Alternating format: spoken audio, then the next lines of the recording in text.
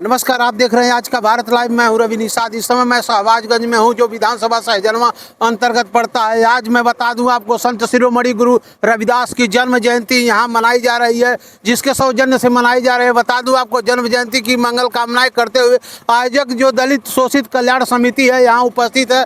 आइए मिलते हैं दलित शोषित जो समिति है उनके सदस्य से, और रविदास जयंती पर उनसे बात करेंगे और इस बारे में पूछेंगे कि संत रविदास जी ने क्या किया और क्या मिसाल मानवता की कायम की। आप लोग इस जन्म जयंती मना रहे हैं, क्या नाम है आपका? बहुत बहुत धन्यवाद आपको पत्रकार महोदय। जैसा कि आप देख रहे हैं कि हमारे गांव में ये सदगुरु रविदास जी महाराज जी की जयंती मनाई जा रही है। ये गांव के युवाओं की इच्छा थी।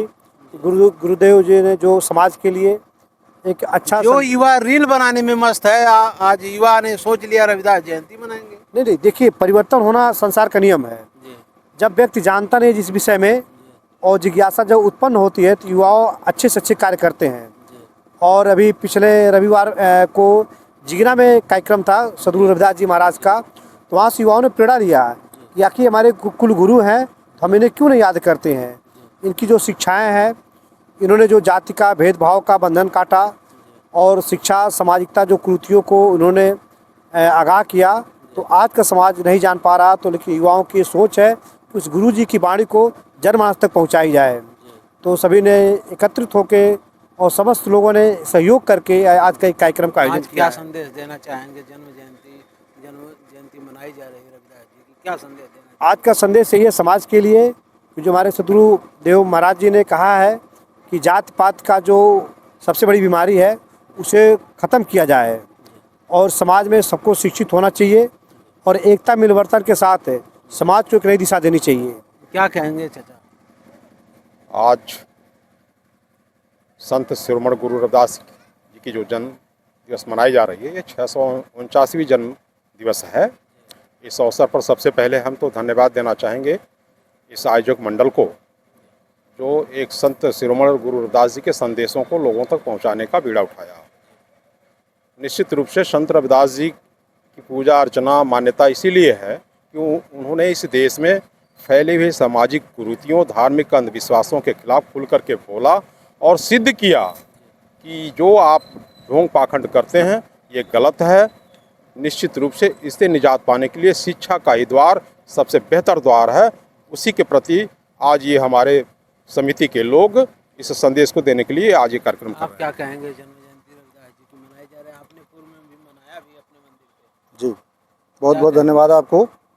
गुरु रविदास जी महाराज के जयंती के आयोजन के सिलसिले में जो आज यहाँ पहली बार इस गांव में कार्यक्रम हो रहा है और कुछ संदेश ये लोग देना चाहते हैं कि आपसी मतभेदों को, ईर्ष्या द्वेष की भावना को त्याग करके हम गुरु रविदास जी के सपनों पर आधारित समाज की संरचना के लिए अपने स्तर से प्रयास किए हैं। और उनके जो बेगमपुरा शहर की बात की थी कि सब लोग प्रसन्न रहें, सुखी रहें और सबको रोजी रोटी, कपड़ा, मकान मिले, उसी परिकल्पना के साथ यहाँ हम सब मिल करके इस आयोजन को सफल बनाने के लिए आज इकट्ठे हुए हैं। और हम चाहेंगे कि उनके सपनों का भारत बनाने के लिए, उनके सपनों पर आधारित समाज की संरचना के लिए सदैव प्रयास करते रहेंगे। क्या कहेंगे? ऐसा चाहूँ राज जहाँ मिले सबन को अन्न, छोट बड़ा सम रहें, रविदास रहें प्रसन्न, ऐसी ही मेरी कामना है। ऐसी वाणी निकल रही है। रविदास जी की जन्म जयंती मनाई जा रही है, सबको एक सूत्र में बनाने का काम किया जा रहा है और मानव को मानव का हित समझने के लिए प्रेरित किया जा रहा है। बहुजन समाज पार्टी के पूर्व में विधानसभा अध्यक्ष रहे, मंडल प्रभारी भी रहे। आइए मिलते हैं विजय कुमार जी से, क्या कहेंगे आज? सामाजिक संबंधों के जाल को हम समाज कहते हैं। आज ये देश और ये पब्लिक इसका मूल्यांकन कर रही है कि क्या सचमुच में सामाजिक संबंधों का जाल यहाँ है कि नहीं है। अगर नहीं है तो निश्चित हमारे अंदर विषमता पैदा होगी और उस विषमता से हम कमज़ोर होंगे, हमारी ताकत कमज़ोर होगी और भारत को कभी भी अखंड और जो है संप्रभुता वाला हम राष्ट्र नहीं बना सकते हैं। इसलिए सारी दीवारों को तोड़ करके हम सामाजिक संबंधों के जाल बनाने पर जो है विश्वास करते हैं। ये प्रेरणा सदगुरु रैदास से हमको इन्होंने मिलती कहा है। कि ये पहली बार मनाया जा रहा है इस गांव में, तो आप इसी गांव के निवासी हैं, क्या कहेंगे? चूँकि हमारा ऐतिहासिक स्थल जिगना में है, हमारे सदगुरु रविदास की बहुत अच्छी जो है मूर्ति यहाँ लगी हुई है, जो है यहाँ मंदिर बना हुआ है और एक ऐतिहासिक स्थल है। विभिन्न जगहों के लोग वहाँ आकर के उन पे जो है दर्शन करते हैं, माथा टेकते हैं और उनसे प्रेरणा लेकर के जाते हैं। लेकिन हमारे यहाँ के कुछ युवा और खास करके प्रवीण कुमार भास्कर, इनके अंदर आया कि हो सकता है सारी लोग वहाँ नहीं जा पाते हैं, जो नहीं जा पाते हैं उनके लिए उनके दरवाजे पर मैं जो है इस सत्य का दरवाज़ा खोलता हूँ। इसके लिए इनको बहुत बहुत बहुजन समाज पार्टी पंचायत प्रत्याशी, उनसे भी जन्म जयंती पे इनका संदेश लेंगे, क्या कहेंगे आप?